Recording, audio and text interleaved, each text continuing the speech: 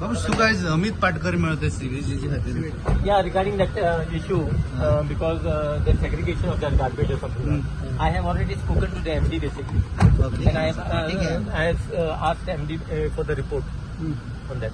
अशा तरे तुमचे वेस्ट ट्रीटमेंट प्लान असून यूज कित्याक करिना? लॉंग टाइम जाले 2 वर्सां जाली म्हणटा भायरूच हे करता म्हणटा लोकांक त्रास जाता. Segregation.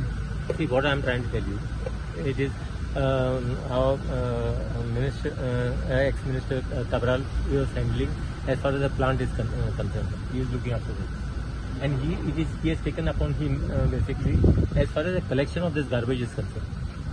Now, most important thing is what I have spoken to the MD basically and seek his clarification on this issue. It's simple as that. Okay. Babush म्हाका सांग ते सेग्रिगेशन सेपरेट येतो व्हडलो प्लांट आसता कित्याक करपाक जाय?